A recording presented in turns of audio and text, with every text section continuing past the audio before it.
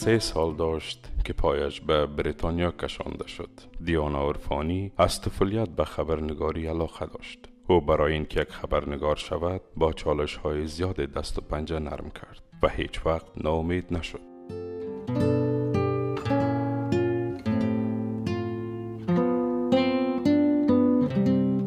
خوشبختانه این تلاش‌های ثمر داد. او حالا در لندن در کنار مصروفیت‌های دیگر به شغل خبرنگاری می‌پردازد. دیانا فکر می‌کند انسان‌ها با توانایی‌های مختلف برای کارهای مختلف به دنیا آمده‌اند و هیچ محدودیت نمی‌تواند آنها را از رسیدن به آرزوهایشان باز دارد. او برای آنچه دارد خوشحال است و می‌گوید به تلاش‌هایش برای رسیدن به آرزوهایش ادامه می‌دهد.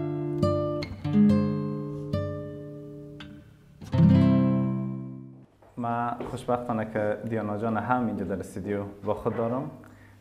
دیانا جان بسیار خوش آمدین. خوش باشین. سلام سیاد جان، سلام کسی که تالار هستن، سلام دوستانی که دست کامرا میبینن. بسیار خوشحال هستم که اینجا هستم. تشکر. البته که دیانا جان خودشان یک ژورنالیست هستن و قسمی که ما شاهد بودیم اکثرا در این طرف قرار میگیرن و سوال میکنن، اما امروز متفاوت‌تر است. من از شما سوال میکنم. هیجان دارم. It's good که for different for change. آره من اینجا شده. خب بسیار خوب. ما دیدیم که شما 3 سال داشتین که بر انگلستان آمدین. بله. بسیار خوب. خود از دیگران شما خودتان چقدر متفاوت‌تر احساس میکنین؟ اول که میخوایم بگیم سیار جان که من خود اصلا متفاوت فکر نمیکنم، اصلا در قالب معیوب مثلا فکر نمیکنم. دلیل ایست به خاطر که از من صرف قد است و در این تالار اگر همه گیره من بخزانم کلشون یک قد نیستن. So that's why I don't see myself in that way. اصلا به اون نوع سعی نمیکنم. این نقطه اول. نقطه دومی که هر کس خداوند به نوعی به دنیا آورده. Like you see a gap as everyone comes in different shapes and sizes. او را خدا میسازه. خصوصا وقتی که از بطن تو باشه. حالا ما کی هستیم که سر کس گپ بزنیم، چی قد باشه، چی هر چی که باشه. اون کار خداست. و به این طریق خداوند نشان میده که قدرت محض. You know, so that's why من هیچ وقت نگران نمی باشم. و یک گپ از سیار جان که جامعه بر آدم زندگی را سخت میکنه. نه ما نه به شکلی که به دنیا آمدیم. از وقت با جامعه کاملا تو فکر خدا روشن کنه. بسیار عالی.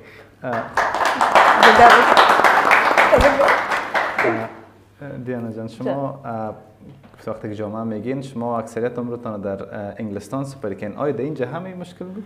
اینجا راست بگیم سیار جان در کل برام بال پر دادن واقعا. اما در شروع وقتی که سنم رسید که تحصیل کنم و شروع کنم مرا نمیماندن. مادرم که تصمیم گرفت که در این تالار آمد پیران زردم پوشیده.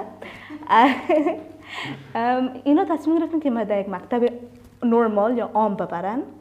سرمعلم اونجا گفت نه، چون قدم پخش بود فکر کردم که من دیوانگک هم هستم، یعنی طفلا رو اذیت بکنم میزد و دیگه. مادرم گفت نه سعیست که دخترم پخش شاید باشه اما کلککش بجای. باز وقت خودشون دیدن که دختر سنگین آرام هستم بیقرار هستم، باز خود سرمعلم از مادرم معذرت خواست ما ببخشید که ما غلطی رو کردیم. باز نمون بود که مکتب رفتم، های اسکول رفتم، کالج رفتم، پانتون رفتم و خیلی همه قابل نشستیم. بسیار عالی. چی خاطرات اذیت کننده از جامعه دارین؟ اذیت کننده این که بدون که بدون هم صحبت شوند، بدون که قضیه را صحیح درک کنن قضاوت میکنن. already یک گپ میزنن، او تو ناتوان هستی، تو بیچاره هستی. نه خیر، اول گپ بزن اول. و اتفاق شده که در زندگی مردم تو فکر کرده. باز خوشبختانه وقتی که صحبت کردن و دیدن مرا، رویه مرا، باز گفته کن تا مایندشون رو چینج کردیم، پرسپشنشون رو چینج کردیم که دقیق بسیار خوشبخت هستم. خدا رو شکر میکنم. و خب یک قصه جالب براتون میکنم. من در بس بودم، طرف خانه میرفتم، یک بچه بود امروی مادر جان خود و این اتفاقا افغان بود. این بچه ایش طرف نگاه میکرد دیگه. مادرش که دید نگاه بچه گفت تو با بکش. ما در داخل دیگه تو خندیم گرفته. خانه رفتیم مادر من گفتیم مادر دیگه گفت بچه چرا دور نخوردی که بگو چرا توبه بکشه خاله جان مال چی کرده. تلخی خواست لیکن همیشه آدم مثبت فکر کنه بهتر است. بسیار واقعا. چی باعث شد که ژورنالیسم انتخاب کردین؟ تو بسیار جان راست بگویم اول به خوش داشتم دختر فیلم شوم صادقانه باز پسان خب میفهمین شوبیز بسیار هیت اند میس است یا استی یا نیستی باز پسان با مشوره فامیل باز گفت یک شغل دیگرم در پولیس انتخاب کنم که کم پخته تر باشه باز من گفتم خب من صحبت کردن خوش دارم در بین مردم باشم خوش دارم نشته کردن خوش دارم از زمین کودکی نشته میکردم یگان مضمونا باز اونم گفتم بیا ژورنالیست میشم باز اونم بود که دیگه پله به پله پیش رفتم از مضمون شروع کردم باز یک سالم در رادیو کار کردم باز حال مصاحبه داشتیم با شخصیت‌های محترم امروز آقای اسکندرم داشتیم اگه در تالار هستن و چند شخصیت دیگه مثلا خانم بارکزی که یک سیاستمدار هستن که خیلی لطف کردن و باشک از دیگه اعلان از پیش من آینه جان سعید پس ما دعوت میکنیم از بیننده ها که صفحه یوتیوب شما را ببینن و انشالله که بعدا اونا صفحه یوتیوب تان به نام خود شما هستن. بله یادم ایران چقدر دشوار بود دیانا جان وقتی که خودت تصمیم گرفتی که من میخوایم که مصاحبه بکنم چند بار شده یعنی چقدر ناکامی را خودت تجربه کردی که بالاخره به کامیابی رسیدی؟ خب از نگاه شروع راه مثل که گفتم من با مضمون شروع کردم باز بعد از او در رادیو یک سال کار کردم باز آل خوشبختی ای است که ما در وقتی هستیم که آل یوتیوب است رسانه اجتماعی است و این بسیار رول داره اگر کسی بتونه به شکل مثبتش بلد باشه.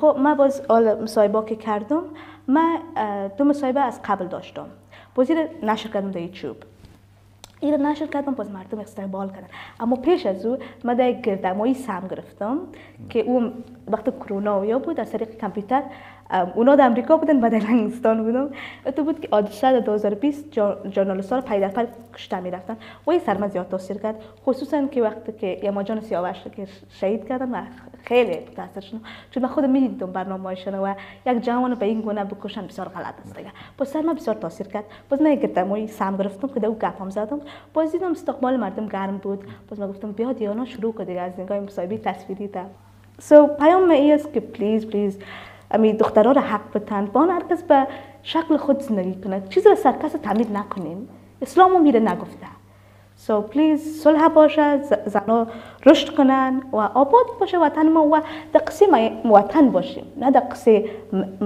تو هزار است تو پشتون است تاجیکستان این چیزا بدت نمیاد آخر زیر خاک میده ولی از خود همین چیزا رو بوتر کنیم و با صلح و با رشد زندگی کنیم. بسیار عالی. بسیار تشکر دیانا جان از اینکه به ما وقت دادی آمدی و صحبت‌های شیرین واقعا همگی ما مستفید شدیم.